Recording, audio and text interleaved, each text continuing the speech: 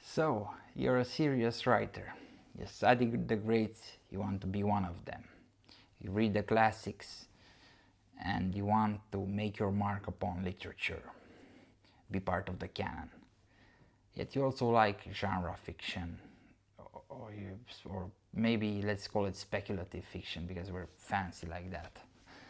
And you're looking for a way to fuse together your interest in fantasy or science fiction with your desire for quality, for being considered a literary author.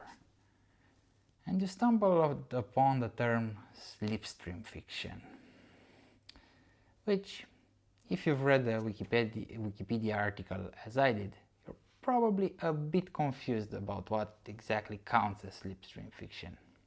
Don't worry, watch this video until the end and things are going to get just a bit more clear, I hope. Hi, I'm Stefan Baciu, one of the greatest writers alive, and today we're going to be discussing one of my go-to genres, both in terms of writing and in terms of reading, slipstream fiction, which is a term that means nothing.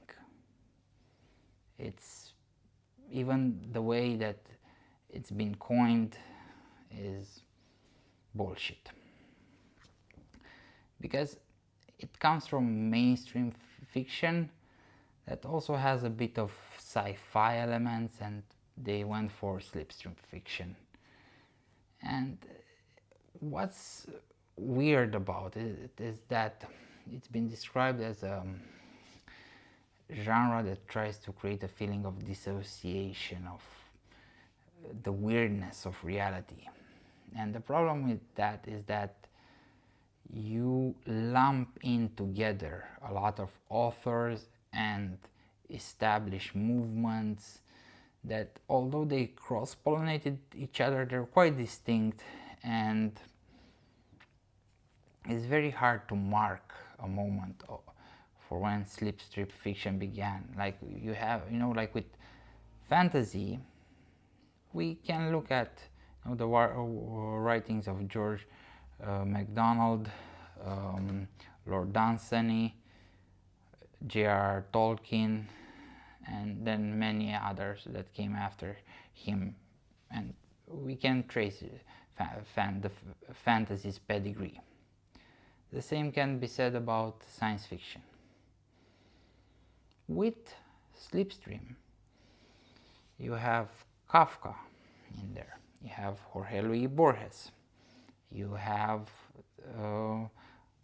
Gabriel García Márquez, and many other writers that are from different eras and different literary scenes altogether, that although they influenced each other, they were not exactly trying to go for building a genre. They didn't have established forms, they didn't have a manifesto or even a publication that defined them, that grew them. It's just a way to say, oh, this is literary fiction that's not about yuppies thinking about what college they should apply to, or suburban people having suburban problems but described in very beautiful prose. No, it's about strange things happening described in beautiful prose. It's like, let's say, The Master and the Margarita by Mikhail Bulgakov, which is about when the devil comes to Stalinist Moscow. Or you have Franz Kafka, in which a guy wakes up as a bug. And you have Jorge Luis Borges, which I think is the master of slipstream fiction. And there things get weird. We have metaphysical problems happening left and right. We have historical happenings described in very surreal prose. And the list can go on forever. We can also include writers such as Italo Calvino, whose Invisible Cities is a very surreal piece that describes places that do not exist in the voice of Marco Polo, not the historical Marco Polo, of course, a Marco Polo, a Marco Polo archetype, let's say. And then you have even James Joyce's Finnegan's Wake could be described as Slipstream, because it doesn't have a fixed definition. Now, I chose this term for my writing, and I studied a lot of books that can be described as slipstream, because when I went for the first time for the indie route, for publishing as an independent writer, it was back in 2019 after reading Johnny B. Truant's Write, Publish, Repeat, which I think is severely outdated nowadays. And they said something there about having to pick a niche for readers to discover you. And from my experience on Substack, that's bullshit. Because people are going to be attracted by your writing not because it belongs to a certain niche, but because it speaks to them. And you shouldn't try to market your writing by saying, oh, it's science fiction, it's the best science fiction. Come on, it's probably not the best science fiction, or if it's the best science fiction, it's not the best science fiction for everybody. You should be more creative about your advertising, or at least I'm trying to be. And I liked Slipstream because it was open-ended. Borges, who's one of my favorite writers, was considered slipstream fiction. Same was Kafka, Mikhail Bulgakov, many writers that inspired me.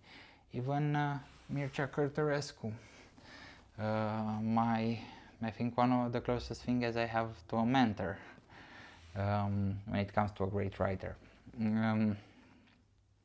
The greatest writer that I've been personally mentored by. You can check out this video about that story. The thing is with Slipstream,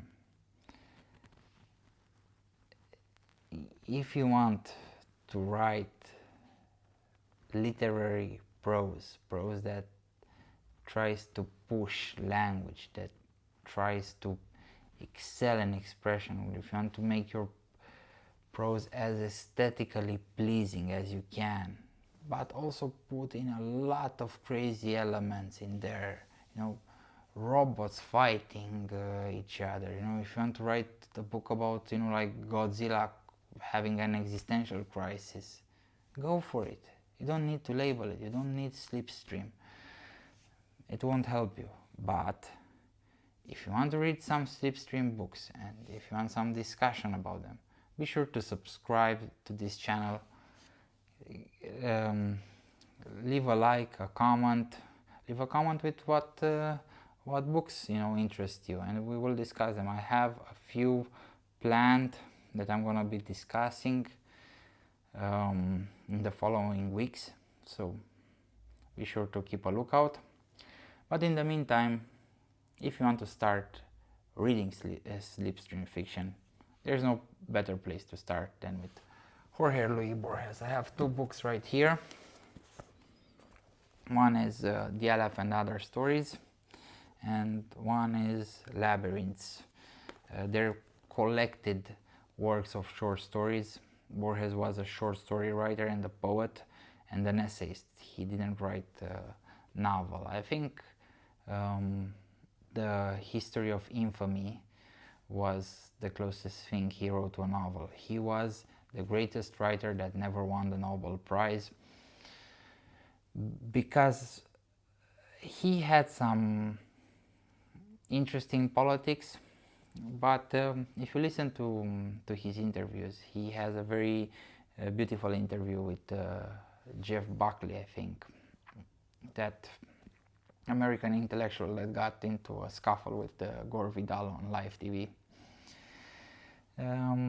If you want to start with Jorge Luis Borges, the best thing is you can start wherever you want, because he's a short story writer, he's very, very well read, and you'll get a lot. Personally, I started with a book of interviews. In Romanian it was translated as Borges on Borges, and I fell in love with him. I fell in love with him because he opened my eyes about how you could approach literature. He was H.G. Wells reader, a Chesterton reader. He was also a great lover of Kafka and many more, and he connected them in very interesting ways. Sometimes even in his short stories. He actually has a short story. That's a good place to start with Borges.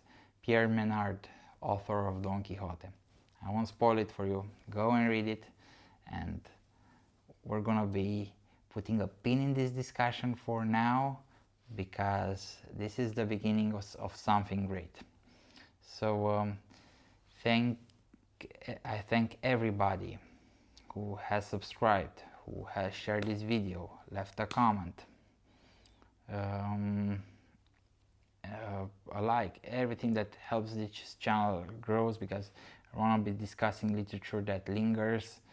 I want to promote independent authors that I work with on Substack, that I haven't really collaborated with anybody per se, but I'm influenced daily by writers, and I hope I influence them. I hope I influence them with this video, like I hope I'm influencing my buddy, Theodore Douglas Shore, who gave me the idea for this video, and what I hope to be a series. Thank you very much for watching, and I'll see you in the next video. Much love, Fane.